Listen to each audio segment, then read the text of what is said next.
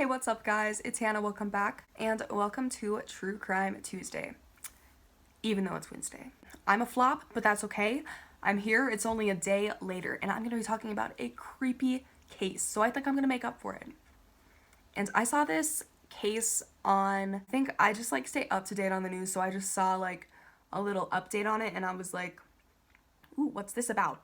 And I kind of got indulged in it. That sounds so creepy. Call a mental institution. I should be institutionalized. We all should for finding this interesting, but honey, I don't know.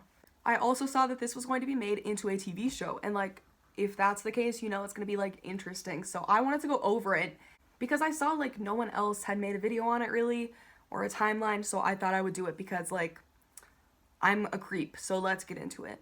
So this all takes place in Pennsylvania on Cosmo DiNardo's farm. And this individual that we're talking about, Cosmo DiNardo, is mentally ill. He has been diagnosed with schizophrenia. As the investigation continued, people would bring up posts that they had seen online, pictures of him that didn't really sit well with them, knowing the things that he had done. It just became more evident that he was not that mentally well, that something was in fact kind of off about him. And he was a violent individual. And the way he just admitted to these crimes, his confession tapes are creepily no emotion. So that's fun.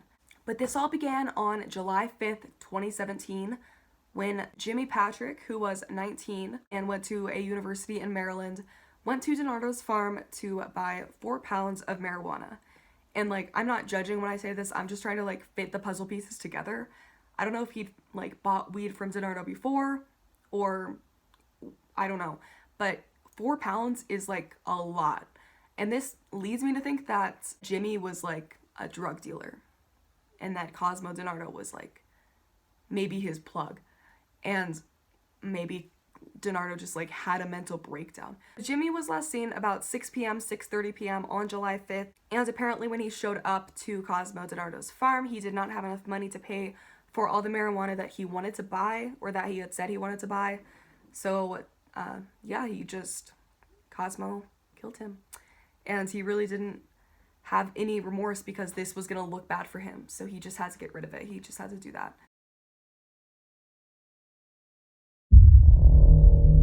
Who is this? Jimmy Tar Patrick.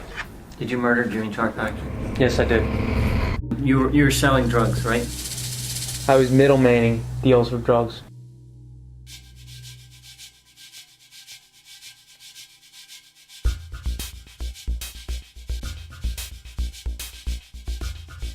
This particular deal, I was not making any money. I was just, getting him a good price on a large quantity of marijuana. So we get there, said, okay, well, let me see, the 8,000, let me see the money. So I go to count the money, there's $800 there. So I'm like, dude, if you don't have the money, this is horrible. This is not good for me. I said, well, I could sell you a gun. So we get out of the truck, I hand him a shotgun, he goes to shoot it, and I shoot him. Alright, so after you shoot him, I go, get the backhoe, dig the hole, said a prayer, put him in the hole. I believe I burned all the money. why'd you do that? I didn't want the kids $800. I didn't kill him over the 800. I wasn't robbing him. This was not going to go good for me. The guy would have shot me if I went to meet up with him and didn't have the money. And I did not want to get killed for his stupid ass mistake. So that was the first murder. He did that by himself. The second murder, he actually invited he went and picked up his second cousin, Sean Kratz, to help participate in this. So it was kind of a planned, botched drug deal, because they knowingly were going to just steal this guy's money. They weren't going to give him any drugs. So the second victim was Dean Finocchiaro. He was last seen on July 7th, so Cosmo had taken a day break, July 6th, to just,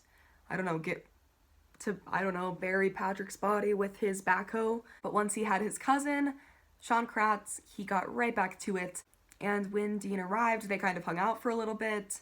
Apparently Dean wanted 1/4 of a pound of weed, and Cosmo only had 2 ounces, so he didn't have enough marijuana for him, and his motive in all of this was just that he was threatened, or that he felt like he was being scammed. I don't know. Like, this guy was paranoid. I think he was just not well mentally. So he ended up making Sean Kratz kill Dean. And I'm not sure, like, how true this is. I'm not sure if Sean, like, wanted to participate in the murders. But Sean says that he only did it because he was scared of his cousin Cosmo. So that's what he claims. So I don't know if he's, like, sick like Cosmo. So I go to meet up with Dean. Why are you going to meet up with Dean? A drug deal. This was pre-planned? Yeah. What's he to buy off you? Quarter pound of weed. I don't have a quarter pound. I have Right. 2 ounces. So we picked Dean up. Now this was a robbery. Sean was gonna, rob him in the woods by himself on a quad and kill him. He didn't. So we come back into the barn, we're looking at a Vespa I had, and when we stopped looking at that, Dean turns around to go walk out. When I went to turn, I just hear a bunch of shots go off. Dean goes down, face down, dead. Okay. I took the gun from Sean and I shoot Dean, I think once or twice. I don't know how many times I shot him. Why was he not dead? No, he was dead. Okay. But I just to finish, I just shot him. I'm not lying. He was dead. Okay. His head was split the hell open. His brain, you probably found it. Half his brain was in the barn.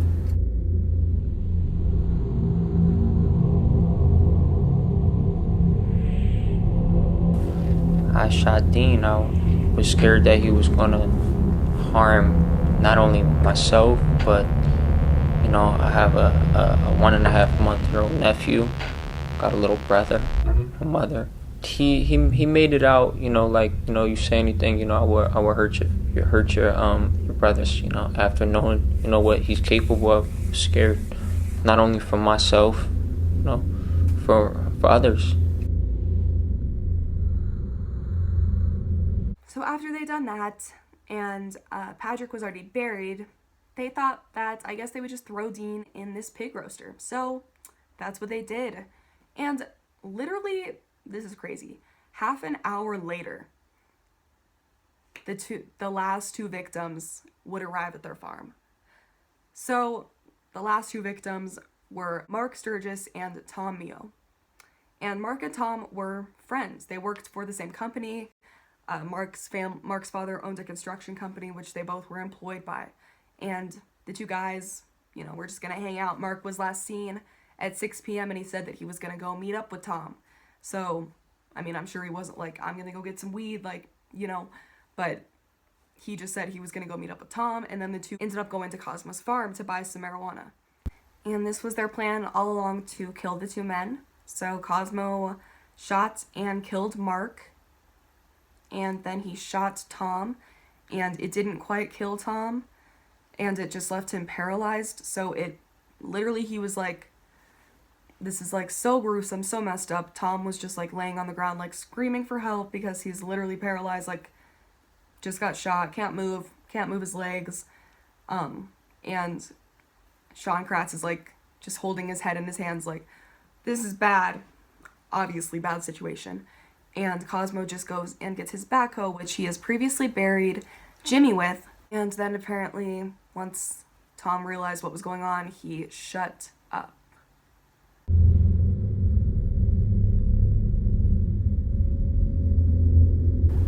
They could sense something's not right.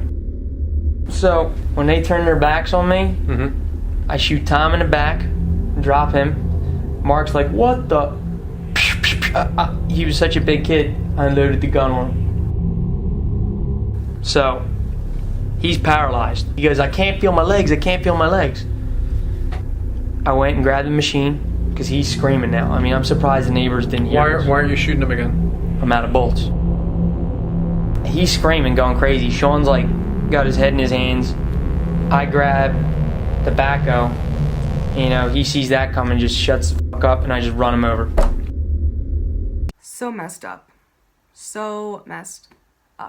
And after he did this, the guys just loaded the bodies, the 2 other boys, into the pig roaster and then tried to burn them. And while they were burning, they left to get Philly cheesesteaks.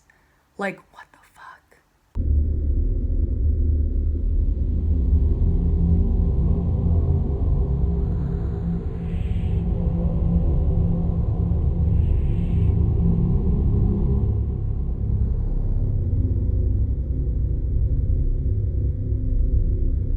don't know why I did this shit, man. Threw my life away for nothing. My life's done for nothing.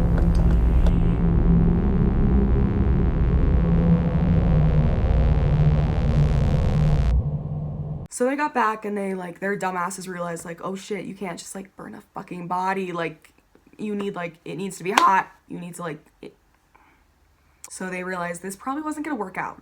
So they, at least Cosmo, started digging holes. And this is crazy, but he ended up digging their graves 12 feet underground in hopes that they would never be found. And they probably wouldn't have been if it wasn't for modern day technology. And Dean's phone was actually found. It was tracked down to Cosmo's farm, which it was his parents' farm, which was 90 acres. So it was a little overwhelming. But due to the cell phone ping, they were able to find the farm, and then they brought in cadaver dogs who are so talented. Like, how do these dogs smell so well? But they smelt these poor boys 12 feet underground. So July 8th, Mark and Tom didn't show up to work, so this was really suspicious. Also, people were probably starting to wonder about him, and Jimmy was already being looked for because he had been missing for quite a few days at that point. The first basically incriminating evidence linking Cosmo to the crime was that he tried to sell Tom, who he literally ran over with a fucking backhoe. He tried to sell his car for $500. So that was, like, suspicious, really suspicious, like. And the car actually had Tom's insulin in it, which he couldn't live without. So his parents knew that something was wrong. And when they eventually tracked Dean's phone, they just put all the pieces together. They found all the bodies. Before they had found the bodies, they had arrested Cosmo for an unrelated gun charge because I guess he had done something in the past, or maybe because of his mental illness, he wasn't allowed to own the type of gun that he had. But he had gotten out, which I'm confused by this. He had $1 million bond and he paid 10% of it and was able to get out. But yeah, he got out of jail by paying $100,000 and he was free for a little bit. And then he was a little remorseful, I guess, but not too much. But he basically gave his confession to murdering these 4 boys, or murdering 3 of them and then assisting in the other one's death, basically planning it.